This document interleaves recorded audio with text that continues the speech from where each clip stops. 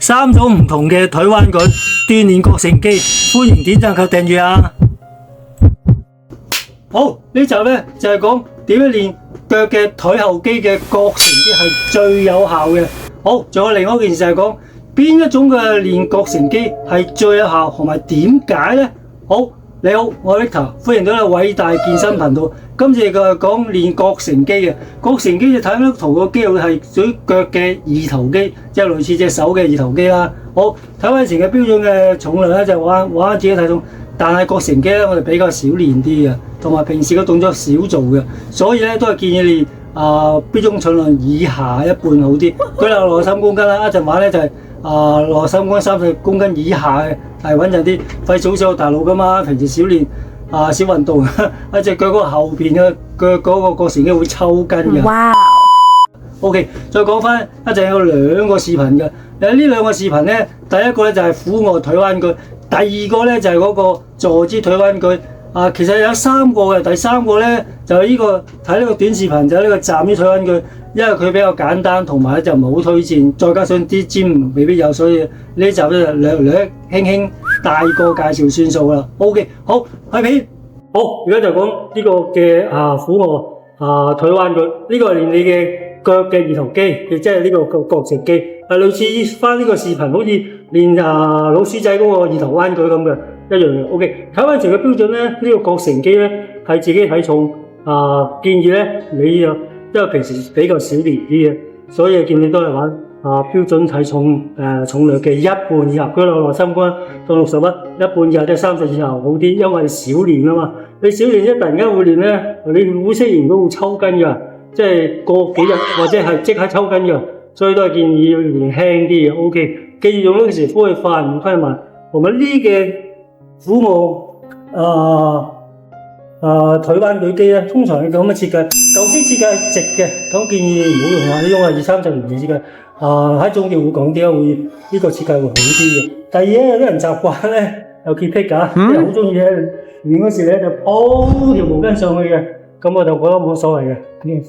視乎每個人嘅需要啦。OK， 咁要注意有5點嘅，5點咁多嘅。OK， 第一點係做嗰時咧，由嘅腳尖要咪直，即係咪你睇到腳尖舉個例，就好似咁樣咪過嚟嘅。OK。咁咧會令到個小腿同埋後邊嗰個，尤其嗰個腘繩肌係感應到呢會斜啲嘅。OK， 第二點咧就係話咧，呢支圓棍嗰個高度咧，佢可以喺個弧度咁上落嘅。咁視乎軌道同埋每個人嘅 size 唔同啊。OK， 咁軌道嚟講咧比較大啲啊，喺後邊你角度問題咧，呢個咧。舉個例，軌道咧有多到咁厚嘅，隻腳咁啊，咁通常咧就冇咁高嘅，咁較最細個 small size， 呢個分開 small extra large 咁較最 small 嘅，咁就啱啱。呢個係第二嘅注意嘅，因為咧呢個咧呢啲棍啱啱過咗個腳眼少少咁得啦，因為做嗰時呢個叫線落小腿嗰度小腿嗰邊。OK。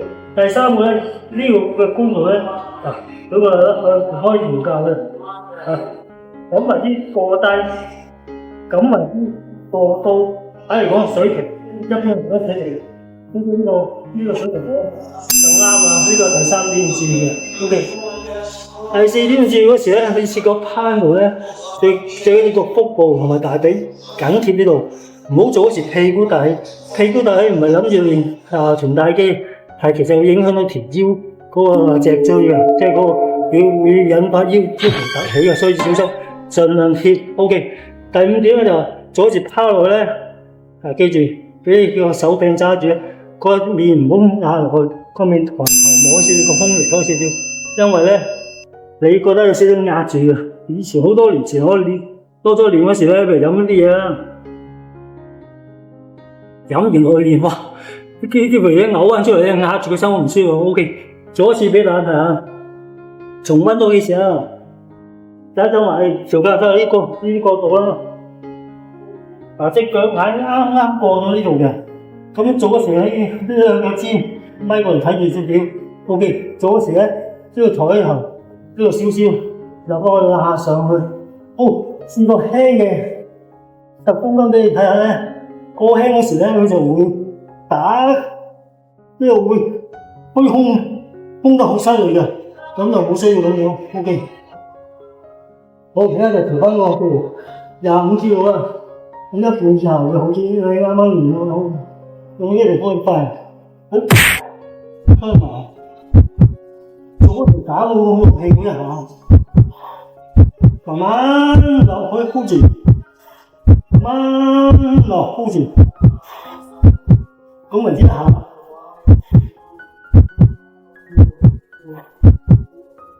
嗱，記住呢度咧係冇罅嘅，貼住冇罅嘅，慢慢落箍住，到佢點好似鋤頭咁咯，咪過嚟。好，開埋嘅。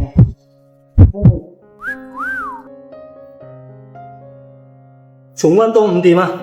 個腳尖咪過嚟，鋤過嚟，跟住咧呢度自己冇罅嘅，呢個高度腳下啱啱過少少嘅，同埋呢度咧呢個水平嘅。做嗰時咧蝦落咧抬頭少少，唔好壓住個心口，咁得啦。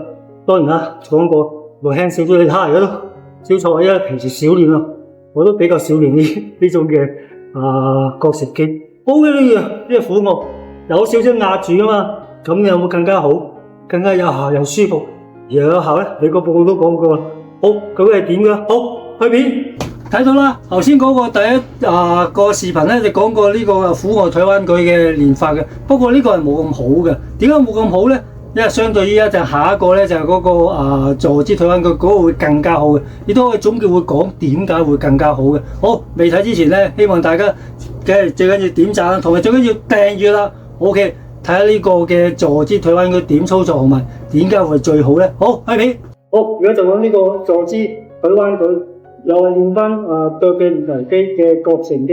睇翻之前個視頻咧，講個俯臥腿彎舉咧，嗰個比較辛苦啲。你可能要抬個頭唔好壓住個心口有少少一段感覺，呢個就比較舒服啲，同埋比較有效啲。一定總要講呢個坐姿咧，比頭先個俯臥更加有效，佢更加會感覺到佢嗰個膕繩肌會扯住嘅。記住用你嗰條波去發唔得嘛，打翻條邊再重新講一次，都係練翻自己體重嘅，但後邊咧都係一半以下，就做輕啲22.5公斤，因為咧。少練啊嘛，我都比較少練嘅，一少練嘅一練咧成可能嗰個膕繩肌對唔頭咁抽筋㗎，唔慣啊嘛，平時少做呢個動作，反而平時踢波多做動作呢個就嘅舉個例做呢個動作就係呢個嘅四頭肌、二頭肌嘅比較少練嘅，即係好似係埋勾咁嘅。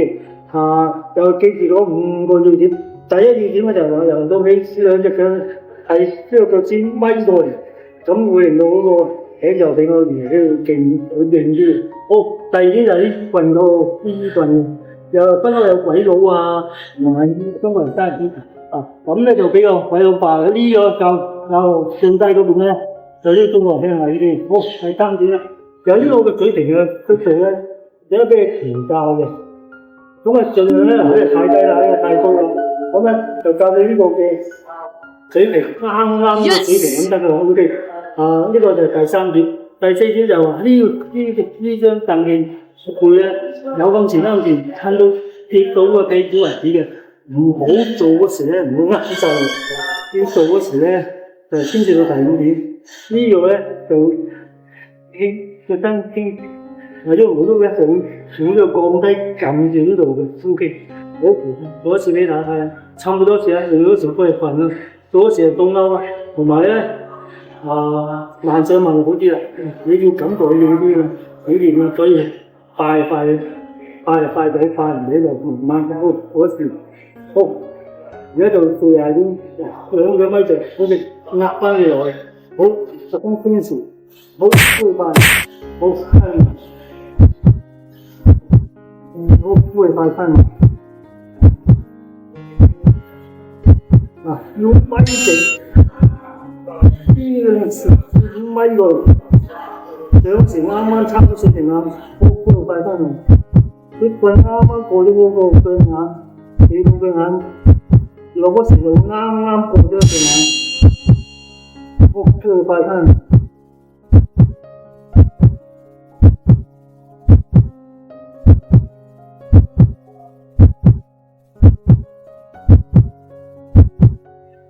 哦，用力硬背，知道嗎？哇哦，不錯呀！硬背，有冇大家清楚？